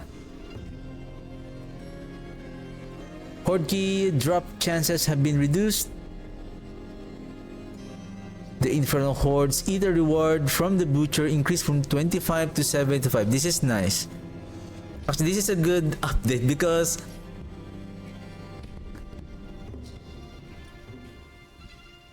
when you choose the Infernal Butcher on the Infernal Hordes, it's like you would rather choose the other, like for example, if there is a Hellborn, you would rather choose the Hellborn or some other like Eater Fiends,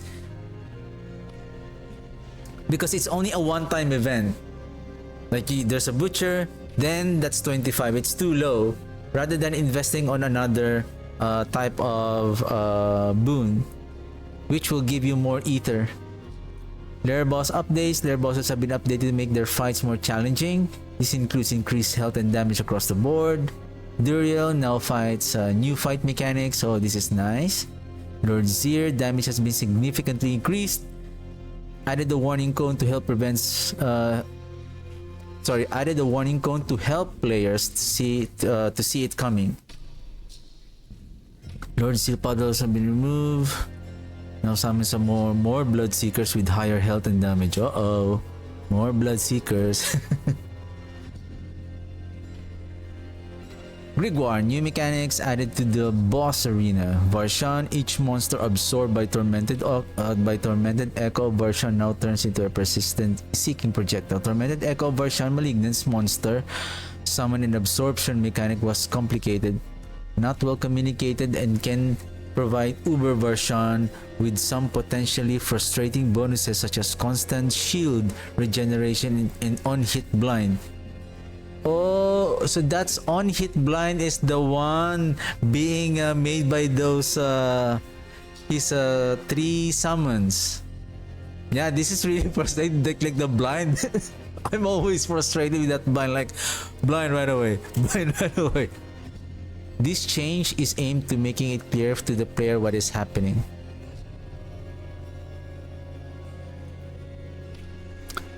Visualize various minor tweaks to the encounter, user interface and user experience. Yeah, this one we're already familiar with. This one, shadow damage, not corruption, cold damage, overtime, frostbite, lightning to sparking damage. Tooltips for stackable items, automatic sorting.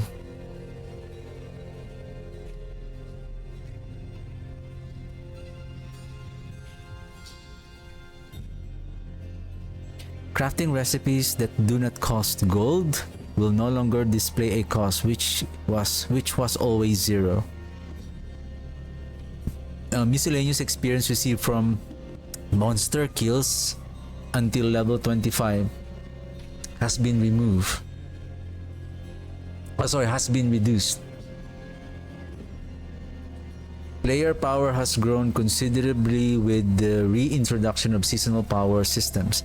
This creates a disjointed early game experience where the pace of leveling versus other elements of progression are not aligned. This change reduces the need to constantly upgrade early game items, increases the relative value of activity and seasonal rewards, and creates a more seamless early game journeys.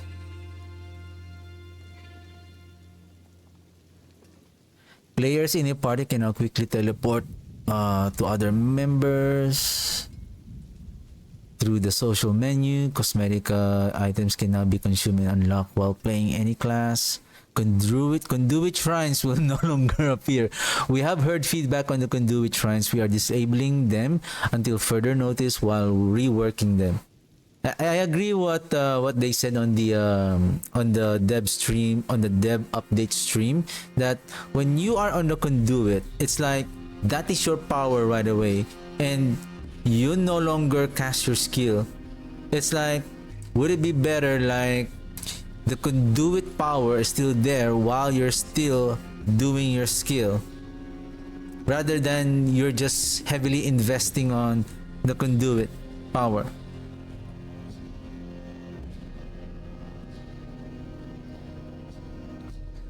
Then bug fixes. Skills that cost health will now fail to cast if the cost is higher than the player's current health, instead of reducing the player health to 1. Bug fixes, accessibility.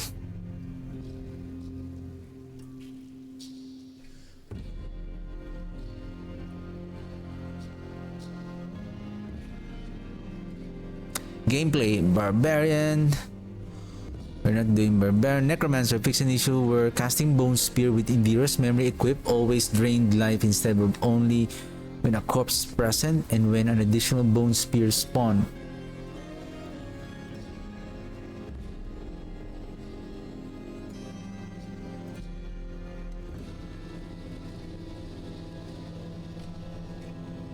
Fix an issue where Indira's memory with additional Bone Spear spawned even when there were no additional corpse to consume.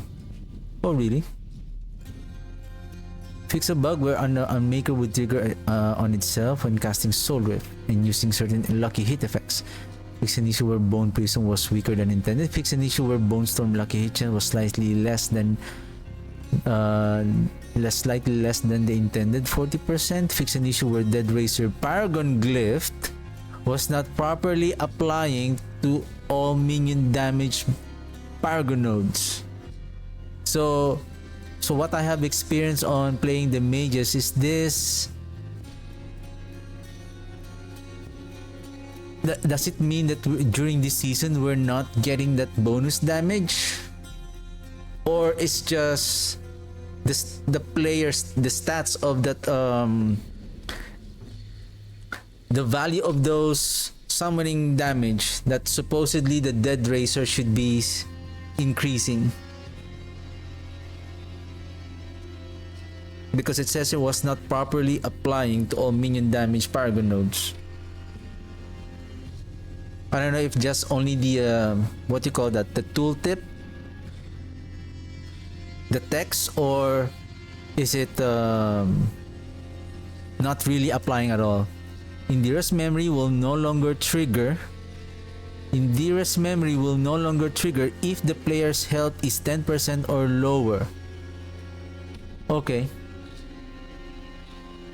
I think this prevents like when you cast your last on your last health, you'll be like 1 or 0.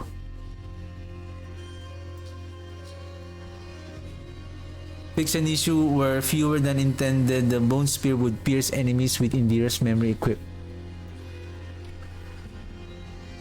Where the second bone spear from Deathless Visage didn't heal the player with supernatural bone spear upgrade equipped. Fix an issue where bone spear did not overpower consistently. Fix an issue where aspect of shielding storm could generate barrier without bone storm damaging the enemies. Fix an issue where the blood boiling aspect did not communicate the maximum number of volatile blood drops that could be spawned at once was 3.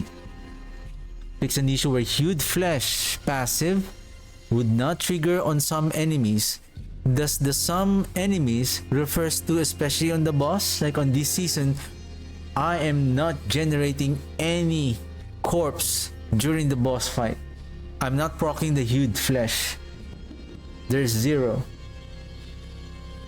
Fix an issue where Acolyte's Reap would not spawn a corpse when used against certain enemy types. Acolyte's Reap?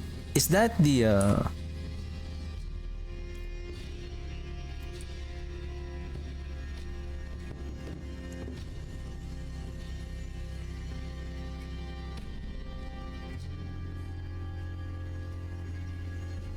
okay.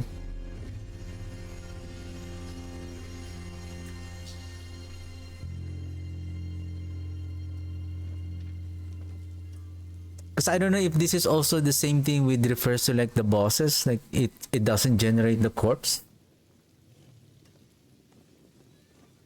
Okay, general, fix an issue with damage.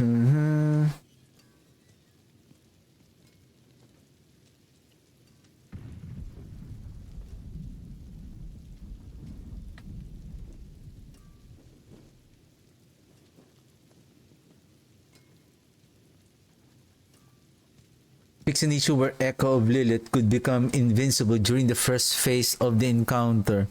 Is this the one that I have experienced, that we cannot kill her right away, but she becomes unkillable and she needs to do 3 rounds of her mechanic, the wave thing. Basically, we have already killed her, but she still need to do her mechanic, and then all of a sudden, after she finished her third mechanic, then she just died right away. Maybe that's the one. Fix an issue where crackling energy, that's not ours. Fix an issue where repeatedly casting a challenge skill could spawn missiles from Tyrael's Smite.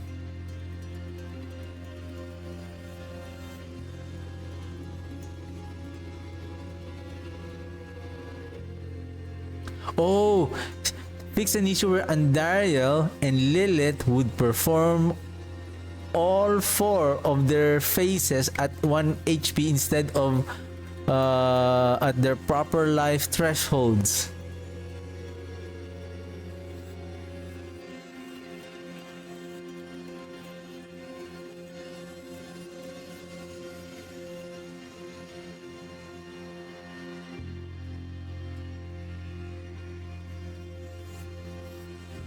Four phases. Lilith, how many phases? 1 when you kill her the first time, then she revives again. Then there is 1 destroy the platform, then upper platform is destroyed, then destroying the east platform, the right platform, and then finally the left platform. Then that's the final one. So basically there's 4 phases, and Daryl has 4 also. There's 1. Basically there's no really like a respawning for Andariel.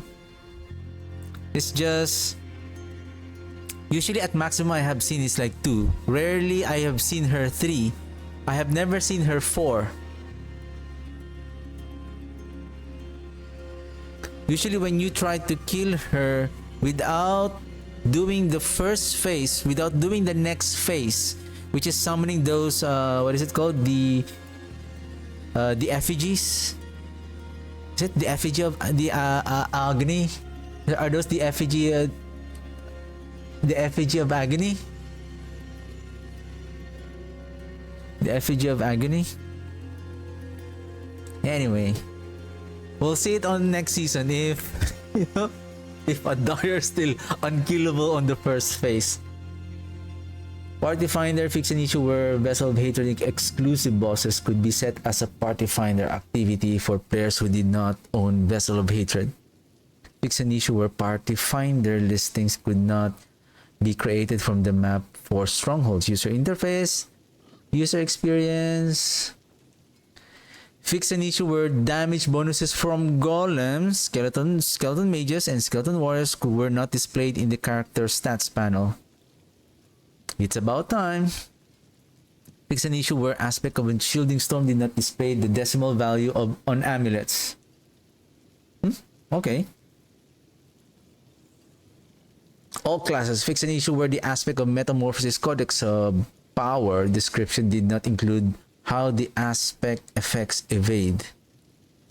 Fix an issue where Air Perdition's description did not accurately state the distance at which it will steal Mother's favor from allies. Fix an issue where items could be marked as junk or favorited after interacting with the occultist. Fix an issue where the amount a player was over the movement speed maximum wasn't displayed in character stats.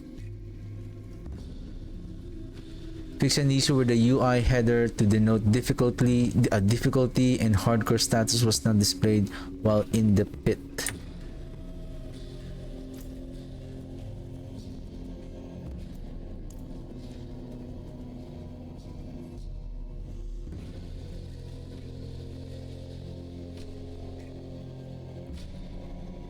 Fix an issue this, scroll speed.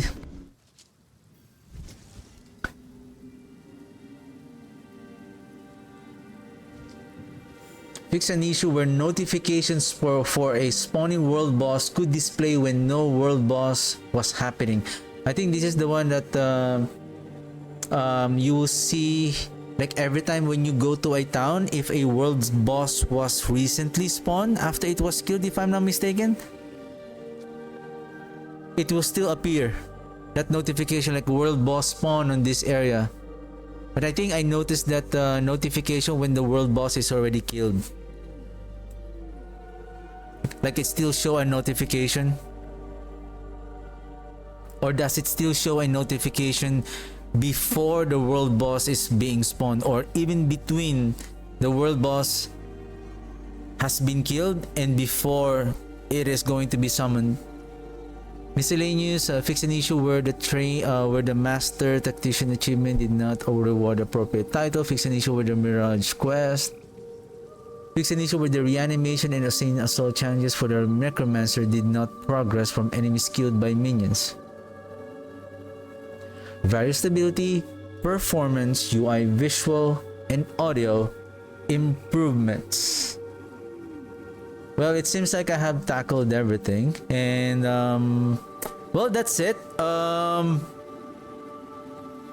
Probably I'm just gonna update my build planner for the mages at arms. Basically, it's already like polished, just a minor improvements, I would say, based on the new changes. And I think as far as the build is concerned,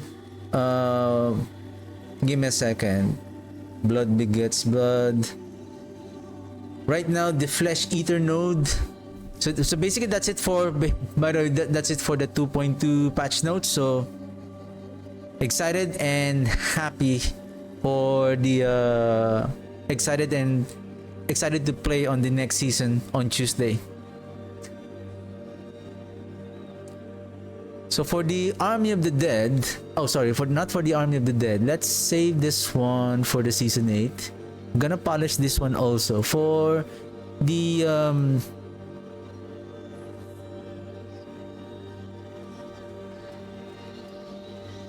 Mages at Arms. Now we need decompose rather than the blight.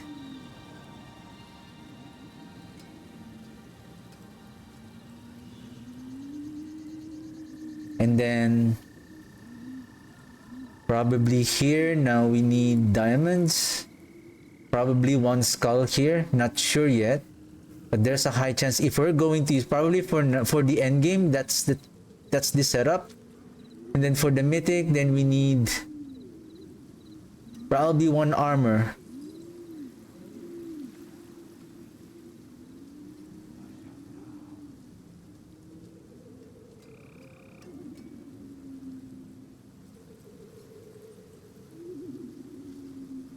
Aspect of service and sacrifice. Grasping veins. Reanimation. Frenzied dead.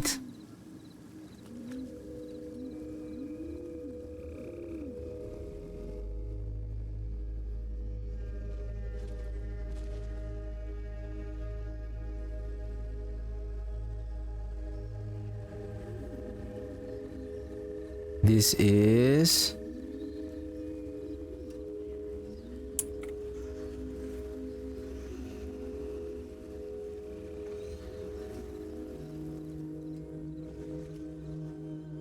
Lilith, Beastmaster, Blackmailers, Avers.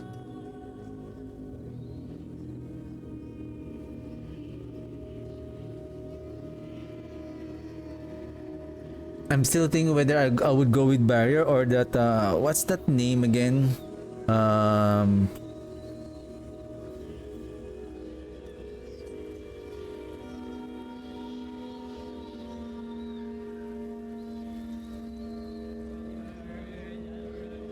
This one. Gain increased damage to all elements.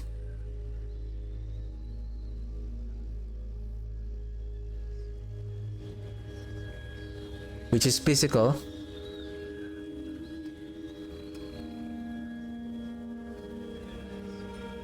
Or we could go with Torosk for more attack speed. Though at a maximum of 10.5.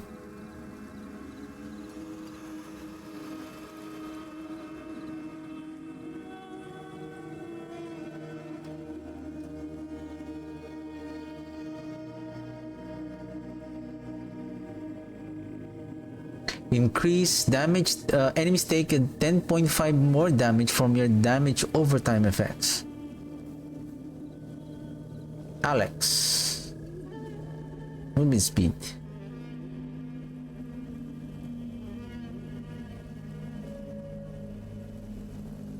Or we can use this one instead for more critical strike chance, but it's only 12%. Okay.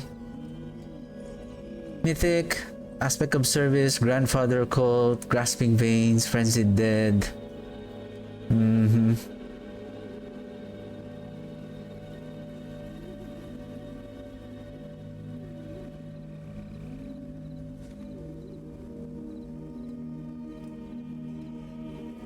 Yep.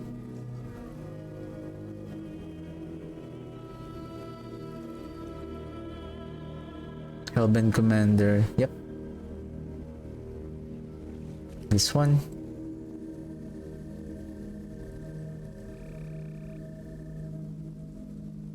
I think Paragon's still the same. Cult leader, of course we need a cult leader. Frailty. Flesh eater. Blood begets blood.